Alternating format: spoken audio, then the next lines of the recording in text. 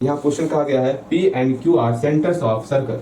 अच्छा ठीक है, जिसमें P का हाँ P सेंटर है किसी सर्कल का, और बोला गया जिस सर्कल का P सेंटर है उसका रेडियस दिया हुआ है 9 सेंटीमीटर, और Q सेंटर वाले सर्कल का रेडियस दिया हुआ है 2 सेंटीमीटर। बड़े आराम से हम एक 9 सेंटीमीटर वाला हम लोग सर्कल ड्रॉ कर, अरे अच्छे से ड्रॉ हो जा, एक 9 सेंटीमीटर वाला सर्कल हम लोग ड्रॉ कर लिए हैं। एक 2 सेंटीमीटर वाला, हाँ ये 2 सेंटीमीटर है, तो यहाँ पर कहीं दिखा देते हैं इसका, ये आपका 9 सेंटीमीटर है, और यहाँ हम लोग दिखा देते हैं ये आपका 2 सेंटीमीटर है। बताओ कहीं कोई समस्या ना भैया जी। इसके सेंटर का नाम है P, इसके सेंटर का नाम है Q।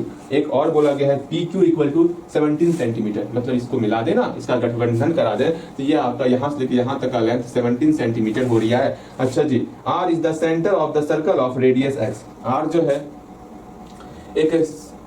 R is the centre of the circle of radius x, मतलब x सेंटीमीटर रेडियस वाले सर्कल का क्या है, R सेंटर है। अच्छा जी, एक हम ऐसा सेंटर ड्रॉ करने हैं, पहले पूरा पढ़ते हैं। R is the center of the circle of radius x centimetre which touches given circles externally। अच्छा, यहाँ पर ये कहा गया है, मतलब एक हमको ऐसा सर्कल ड्रॉ करना है जो कि टच कर रहा हो, किसको टच कर रहा हो, दोनों सर्कल के एक्सटर्नली पार्ट्स को वो टच कर दिया हो। अर्थात हमको एक ऐसा सर्कल ड्रॉ करना है जो, यही सर्कल थोड़ी ड्रॉ हुआ, ये सर्कल बनाने लगे आप। अच्छा जी, लो अब इससे अच्छा सर्कल हमसे कल्पना नहीं करोगे आप, ठीक है। ये समोसा रख दिया लगता है दो लड्डू के ऊपर। अच्छा कोई बात नहीं, हम ये क्वेश्चन में ये कहा गया है जो दो सर्कल हम लिए, दोनों सर्कल का जो एक्सटर्नली पार्ट्स है उसको टच करता हुआ एक सर्कल गया हुआ है जिसका सेंटर R दिया हुआ। एक बार क्वेश्चन को खुद से पढ़ोगे, इतना समझने का प्रयास करोगे जो हम समझाना चाह रहे हैं। क्वेश्चन में स्पष्ट तौर पर यही कहा गया है कि P और Q सेंटर वाला दो सर्कल लेना है जिसका रेडियस 9 सेंटीमीटर और 2 सेंटीमीटर दिया हुआ, 9 सेंटीमीटर और 2 सेंटीमीटर दिया हुआ, एक दो सर्कल हम लोग ले लिए हैं। अब दोनों के बीच PQ का वैल्यू दिया हुआ है 17, यहाँ से लेके यहाँ तक का वैल्यू दिया हुआ है 17 सेंटीमीटर। उसके बाद हमको दिया हुआ R is the centre of the circles. R जो है इस सर्कल का, किसी सर्कल का सेंटर है जो यहाँ दिया हुआ है रेडियस x सेंटीमीटर। अच्छा, इसका x सेंटीमीटर, ठीक है, बातें समझ में आई। एक बार फिर से पढ़ेंगे हम लोग। R is the centre of the circle of radius x centimetre. R जो है x सेंटीमीटर रेडियस वाले सर्कल का क्या है, सेंटर है। Which touches given circles externally, जो दिए हुए सर्कल के एक्सटर्नली पार्ट्स को टच कर रहा है। Given that angle PRQ is 90, PRQ को मिलाते हैं, P को मिला दिए, R को मिला दिए, Q को मिला दिए, ये एंगल जो है मेरा 90 डिग्री हो रहा है। ये सब कुछ दे ही दिया है, राइट एंड इक्वेशन। अब हम क्या ही बताएं, तो सब कुछ देना ही था, तो हमसे पूछना क्या था। यहाँ से लेके यहाँ तक x दिया हुआ, यहाँ से लेके यहाँ तक 9 दिया हुआ, यहाँ से लेके यहाँ तक x है, यहाँ से लेके यहाँ तक 2 है। इस पार्ट यहाँ हम डिवाइड कर रहे हैं, देख लो आप, ठीक है। यहाँ से लेके यहाँ तक 9 है, यहाँ से लेके यहाँ तक x है, यहाँ से यहाँ तक x है, यहाँ से यहाँ तक 2 है। हम जानते हैं किसी भी सर्कल में रेडियस कहीं पर खींचो वो आपका बराबर ही होता है। अगर ये x सेंटीमीटर है तो ये भी x होगा, ये भी x होगा। ये 2 सेंटीमीटर है तो ये भी 2 होगा, जिधर खींचना उधर खींचो वो 2 ही होगा। भले ही मेरा सर्कल ठीक से नहीं बना है, आप मेरे बात को समझोगे, मेरे बात को सही से समझ रहे होगे आप। यहाँ पर 9 है तो यहाँ पर भी 9 है आपका, समझ रहे हो, बिल्कुल समझ रहे होगे। भैया हम तो अच्छे ढंग से समझ पा रहे हैं। अगर हम क्या ही करेंगे, सिंपल सा यहाँ पर पाइथागोरस थ्योरम यूज कर लेंगे, बिकॉज ये आपका जो है हम इसको अच्छे तरीके से यहाँ बनाने का प्रयास करते हैं, ठीक है। 90 डिग्री भाग पे कौन है, R ना, R यहाँ लिख लिए, P कहाँ, यहाँ ना, P लिख लिए, यहाँ Q लिख लिए। PQ दिया हुआ है, PQ दिया हुआ है 17 सेंटीमीटर, ओके। PR दिया, इसको ध्यान से समझना। PR कितना दिया हुआ भैया, PR की बात कर रहे हैं ना, 9 + x, PR हो गया 9 + x, ठीक है। अगेन बच कौन गया, RQ बच गया ना, RQ कितना है भैया, 2 + x है। इसको समझो, 2 मिनट का समय लो, इसको समझने का प्रयास करो।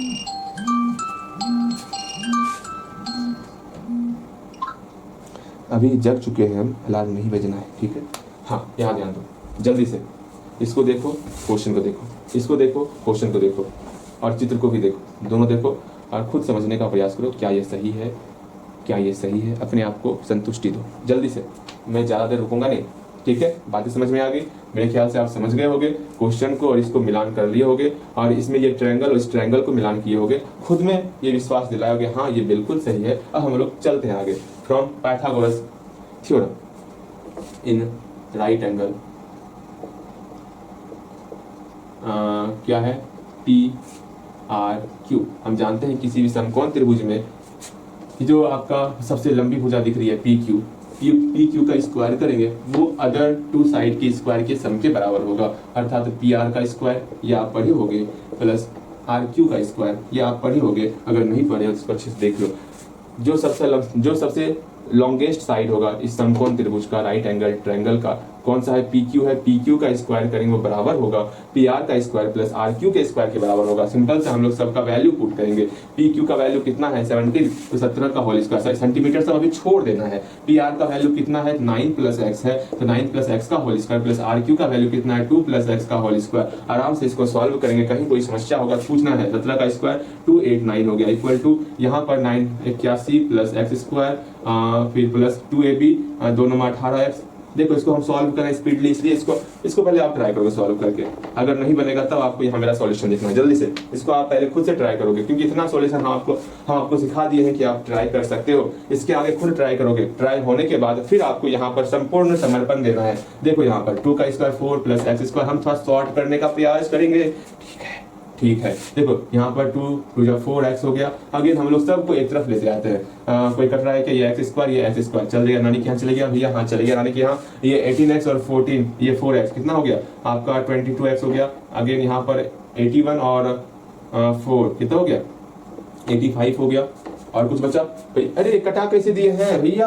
भैया प्लस माइनस तो हाई है ना, कटा कैसे दिया? अरे सही बात है, हम कटा कैसे दिए ये पूछने वाली बात है। यहाँ एक्स स्क्वायर का यहाँ +1 छिपा हुआ है, यहाँ +1 छिपा हुआ है, तो कितना होगा +2 होगा ना, +2 एक्स स्क्वायर होगा ना। बिल्कुल सही सोच रहे हो आप। अगेन यहाँ पर ऐसे देखो, नहीं समझ में आ रहा आपको, यहाँ +2 एक्स स्क्वायर होगा, यहाँ पर +22 होगा। अगेन यहाँ पर 81 देखो अच्छे से, 81 और 4 और कोई है नहीं है, इस दोनों को ऐड किए 85 हो गया, इस दोनों को ऐड किए 2x स्क्वायर हो गया। अब इस दोनों को ऐड किए तो मेरा 22x हो गया। अब इस बेचारी को काहे अकेला छोड़े हो, उस साइड लेते आओ ना। ये सोच रहा होगा, मन ही मन सोच रहा होगा हमें साथ क्यों इतना अन्याय हो रहा है, हमें सॉल्व क्यों नहीं किया जा रहा, हम ऐसा कौन सा गुनाह कर दिए, कौन सा अपराध कर दिए जो हमको सॉल्व नहीं किया जा रहा है। इस वाले टर्म को 289 को हम लोग बराबर की साइड लेते आए तो मेरा -289 हो गया, और पूरे के पूरे राइट साइड वाले को हम लोग लेफ्ट साइड लेते आ गए, क्योंकि मेरी मर्जी। यहाँ देखोगे आप इसके आगे सॉल्व करने का प्रयास करो। थोड़ा हम स्पीड चल रहे हैं क्योंकि हम लोग को ढेर सारे क्वेश्चन करने हैं, इसलिए हल्का स्पीड चल रहे हैं, आप परेशान नहीं होगे।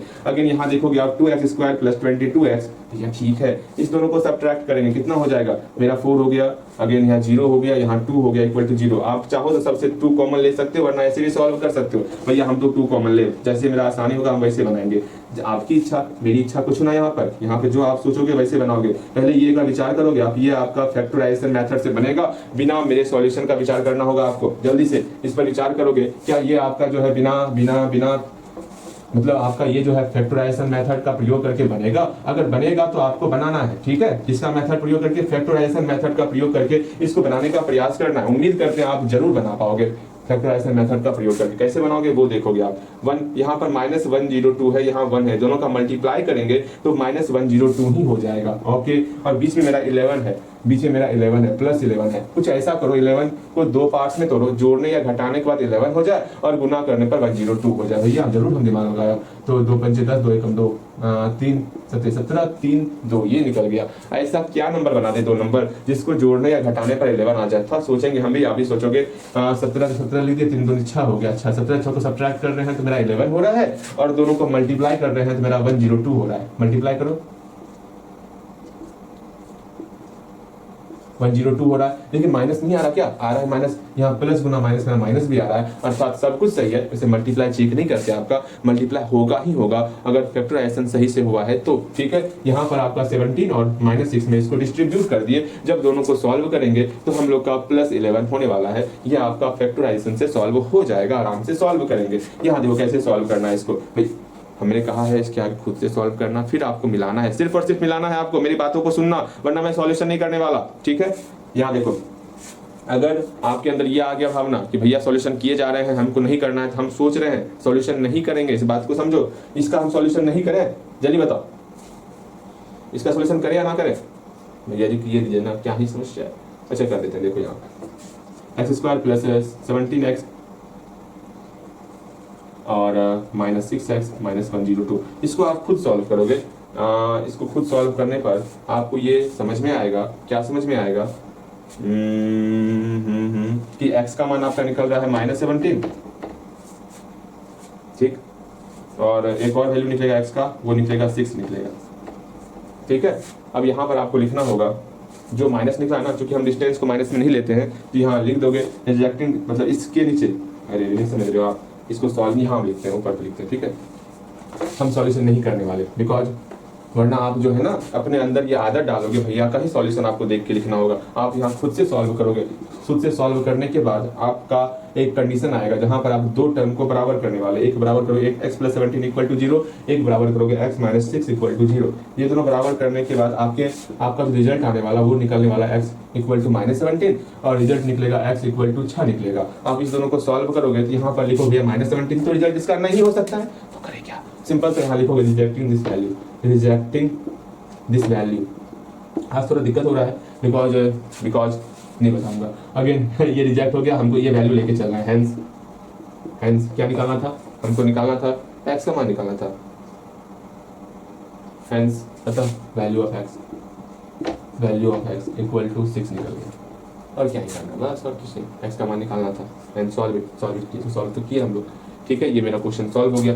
इसी तरह क्वेश्चन पूछा जाता है एग्जाम में, हम लोग ढेर सारा क्वेश्चन लगाने वाले इस चैप्टर से। ठीक है, नंबर ऑफ क्वेश्चंस ज्यादा रहेंगे तो आपके अंदर कॉन्फिडेंस भी ज्यादा आएगा। देख रहे हो ना, कुछ क्वेश्चन जो हम आपको बनाने दे रहे हैं वो क्वेश्चन नहीं बन पा रहा, क्यों? क्योंकि इसमें हम लोग नंबर ऑफ क्वेश्चंस कम लगाए हैं, इसी कारण ऐसा हो रहा है। हम लोग को क्वेश्चन ज्यादा करना है, इस बात को समझना। अब थोड़ा सा स्पीड के साथ क्वेश्चन को भी ज्यादा करेंगे, और जो 3 क्वेश्चन दे रहे हैं उसको कंटिन्यू रखने वाले। 3 क्वेश्चन क्या, आपको एक ही क्वेश्चन देंगे, लेकिन ऐसा क्वेश्चन देंगे जो आपके लिए जरूरी होगा, जिसको आपको खुद से सॉल्व करना होगा। अगर सॉल्व नहीं करेगा तो आपका भाई है ना, आपका भाई सॉल्व करेगा उसको। चलो यहाँ पे एक लास्ट क्वेश्चन, 1 नंबर क्वेश्चन को देखेंगे, उसके बाद आज का क्लास यहीं पर समाप्त करने वाले, आपका एक question of the day they करके। ठीक है, एक ही क्वेश्चन देंगे, लेकिन ऐसा क्वेश्चन देंगे जो आप खुद से बनाओगे।